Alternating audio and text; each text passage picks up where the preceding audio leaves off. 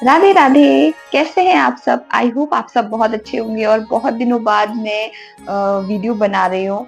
यह है एकादशी की, निर्जला एकादशी आने वाली है, हम सबको पता है और आई होप आप लोग भी व्रत रखते होंगे। एकादशी की कितनी महत्वता है हमारे हिंदू धर्म में, सनातन धर्म में, ये हम सब जानते हैं। लेकिन जो निर्जला एकादशी है वो बहुत इंपॉर्टेंट है। अगर कोई कहते भी है, शास्त्रों में लिखा है, वेद व्यास जी ने भी वैसे इस निर्जला एकादशी को भीमसेन एकादशी भी बोलते हैं। क्यों बोलते हैं, आइए मैं आपको बताती हूँ। वैसे तो आपने बहुत सारी बातें सुनी होंगी एकादशी के बारे में, कहीं से सुनी होंगी, कहीं से पढ़ी होंगी, किताबों में पढ़ी होंगी, धार्मिक किताबों में पढ़ी होंगी। लेकिन कुछ चीजें जैसे आपको पता नहीं थी, कुछ चीजें जैसे मुझे पता नहीं होंगी, शायद मैं आपको बता दूं, या आपको पहले से पता है, कुछ चीजें नहीं पता होंगी। तो चलिए आज हम उसके बारे में बात करते हैं।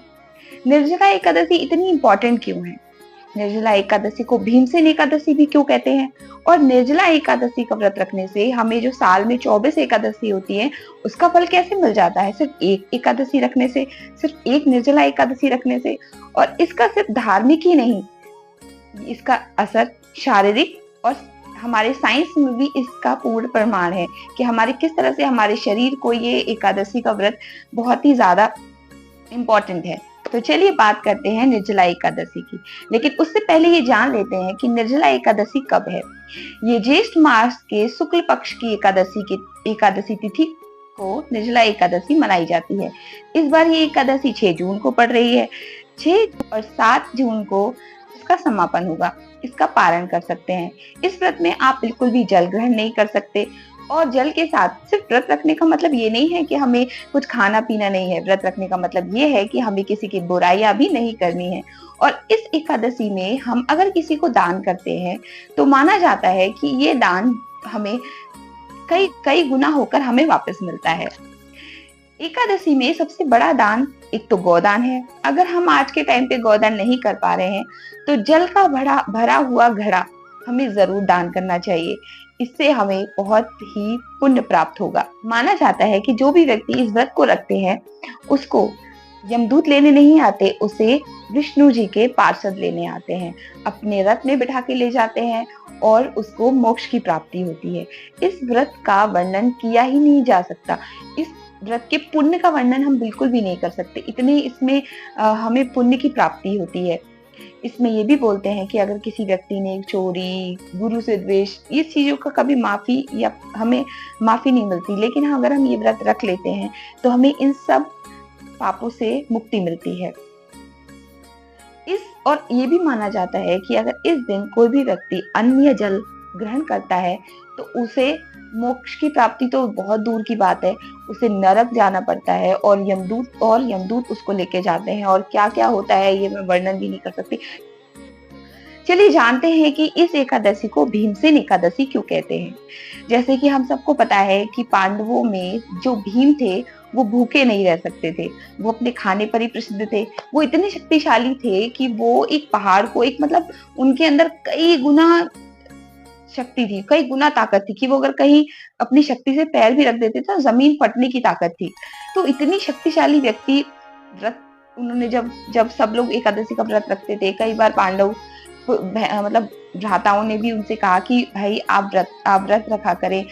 और कृष्ण जी ने भी उनसे कहा कि आप एकादशी का व्रत रखेंगे तो आपको पुण्य प्राप्त होगा। लेकिन भीम जी तो भूखे नहीं रह सकते थे, तो वो गए वेदव्यास जी के पास। वेदव्यास जी कौन है, वेदव्यास जी की बारे में इतनी बातें क्यों की जाती हैं? और जब भी कोई महापुरुष संत अगर कोई ज्ञान भक्ति की बातें या फिर कोई कथा या भागवत कथा सुनाते हैं तो उसे व्यासपीठ क्यों कहते हैं, ये जानते हैं हम अपनी अगली वीडियो में।